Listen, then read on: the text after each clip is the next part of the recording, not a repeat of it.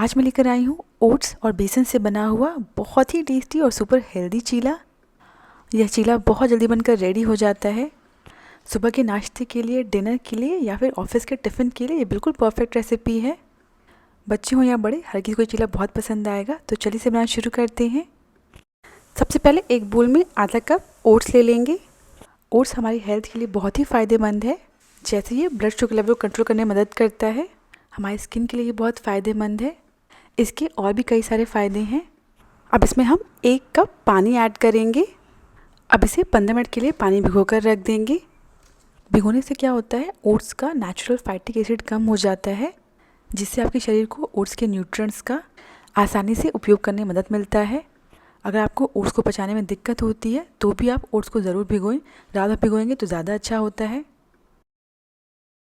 इसे भिगोए हुए 15 मिनट हो गए हैं। अब इसका सारा पानी छान लेंगे और 1-2 बार अच्छे से वॉश कर लेंगे। ओट्स का सारा पानी छान लिया है। अब इस ओट्स को हम एक ग्राइंडर जार में डाल देंगे। इसमें 1 इंच अदरक ऐड करेंगे।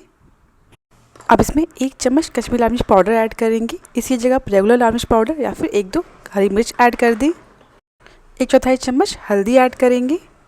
1/4 चम्मच काली मिर्च का पाउडर ऐड करेंगे। काली मिर्च की वजह से हल्दी जल्दी अब्जॉर्ब हो जाती है बॉडी में, तो कोशिश करें काली मिर्च पाउडर को ज़रूर ऐड करें। 1/4 चम्मच या फिर चुटकी भर हींग ऐड करेंगे। अब इसमें स्वाद अनुसार नमक ऐड करेंगे। नेक्स्ट अब इसमें आधा कप बेसन ऐड करेंगे। तो जितना ओट्स लिया था ना, उतना ही बेसन लेना है। तो जिस भी कटोरी से आपने ओट्स को नापा होगा, उसी कटोरी से आप बेसन भी ले लीजिएगा।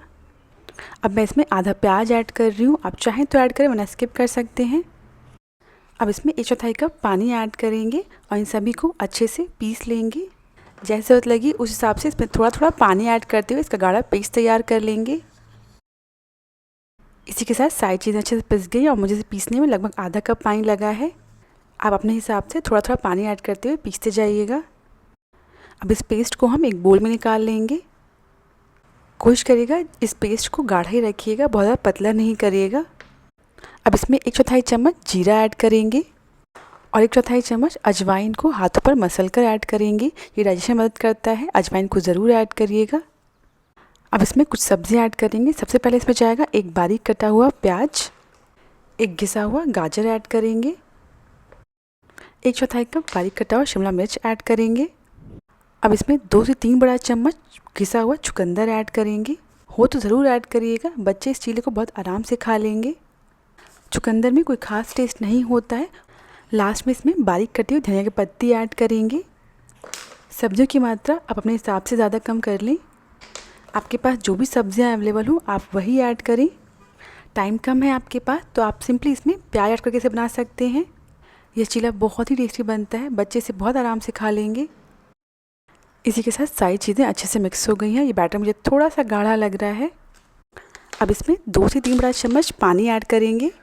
आप अपने अकॉर्डिंग आपको जितनी ज़रूरत लगे उस हिसाब से पानी ऐड करिएगा।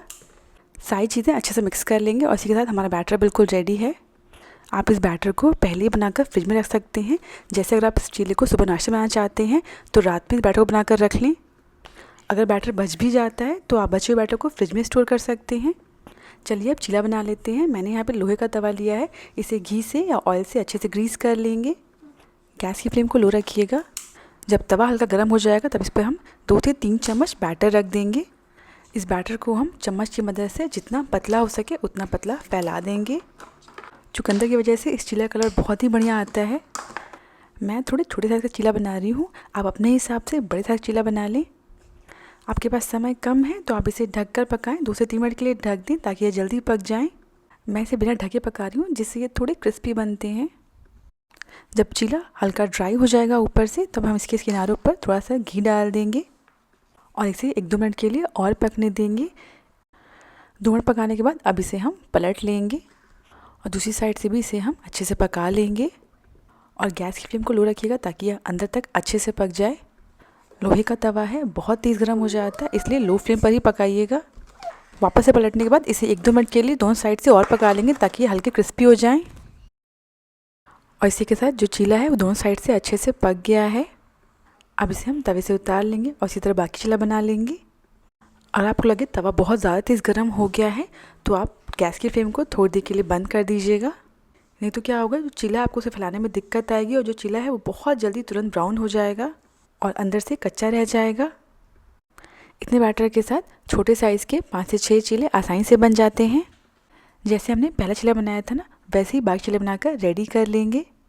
इस चीले को आप ऑफिस में टिफ़िन में ले जा सकते हैं या बच्चों को टिफ़िन में दे सकते हैं। आप ये चीला बनाकर देखिए, बच्चों बड़ों हर किसी को बहुत पसंद आएगा। अगर आपको रेसिपी पसंद आई हो तो प्लीज़ मेरे चैनल को सब्सक्राइब करना ना भूलें।